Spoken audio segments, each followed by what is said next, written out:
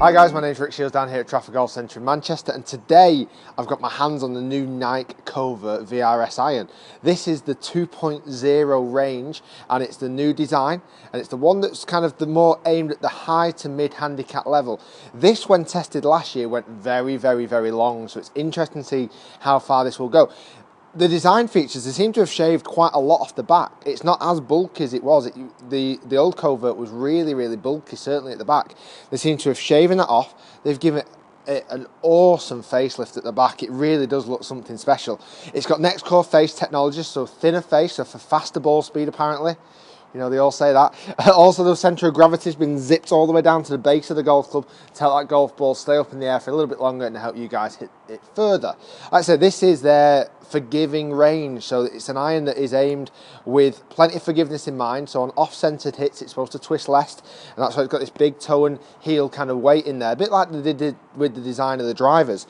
I've actually got the new Covert 2.0 driver 3-wood and hybrid up to be reviewed next, so please do check out my channel for those videos. They are coming very soon, but it's the first it's time for the Covert 2.0. I'm going to hit 5 golf balls on GC2, give it a little bit of a test. I'm also going to show you the dispersion and the distance, carry distance of this golf club. I'm expecting pretty large numbers with this golf club, but hopefully it should keep the dispersion quite tight. So we'll give it a go, we'll give it a test, and we'll give you the figures straight away. So we've got club head behind the ball looking really forgiving. The top edge has got a little bit of roundness to it, so it offers that level of luxury almost behind the club. It makes you feel like you're going to be able to hit the ball consistently every time. We've got something new to this golf club. This is the new Tour Wrap grip. This has been featured on all of the Covert stuff. So this is all the Covert irons have got white grips, and all the Covert Tour stuff have got red Tour Wrap grips. That's one way of being able to highlight which of the players. I mean, they might change the grips out on tour, but you'd like to think they'd be trying to stay with the same colour scheme. But yeah, absolute forgiveness. I've just got this in the standard Dynalite True Temper shaft, which is the standard shaft, and the loft of a 7-iron. I've got the 7-iron here. The loft of this is 31 degrees, so it is stronger than standard.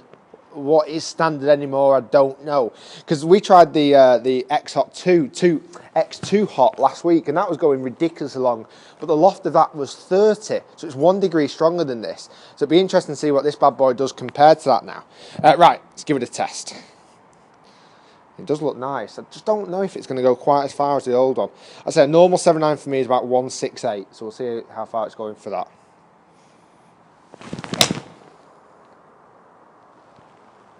Okay, that's given a really nice solid flight, to be fair. That seems to have flied over the bank that I'd normally hit over. Yeah, 173 carry distance on that, and it was really straight. It was only 0.4 yards off being dead straight. So that offered really good flight, good kind of characteristics to it, aiming, like I say, at that high to mid handicap level.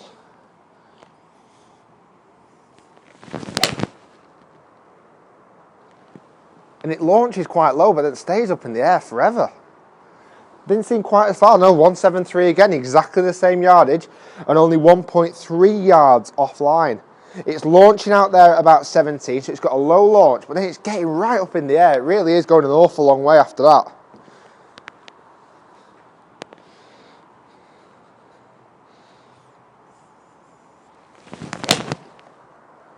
I tell you what, this club is forgiving. This is right at the top of the forgiveness chart.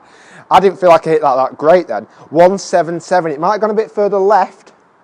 Oh yeah, 0.6 yards left. That's 0.6, not 6 yards, 0.6. So it is a pretty straight and forgiving golf club.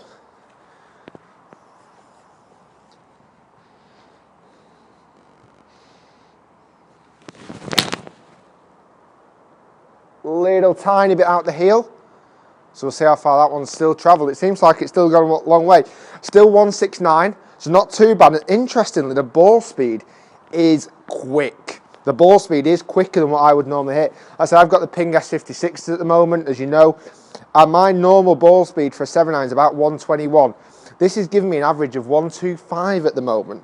And like I say, stay tuned to the end of the video because I'm going to put all this information up there on screen.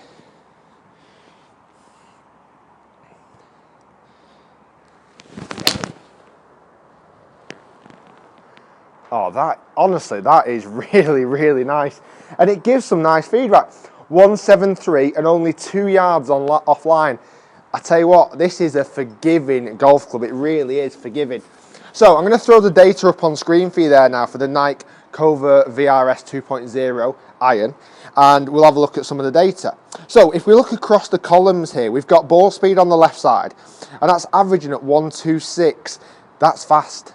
So the next core face, the thin face, is producing faster ball speed. There's no question about that. Launch angle is very low. Again, you don't need to know all this information. We're going to throw it all out there to you anyway.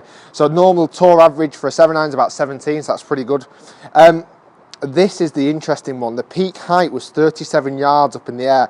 That is up there. You know, that is high. So it's launching low, but then going high. So it would drop quick and land softly.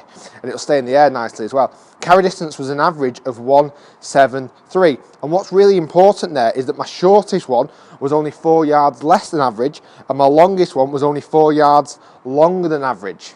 So it's got a good dispersion. This is where it's really interesting. Right to left dispersion. My furthest left shot went 0.6 yards left.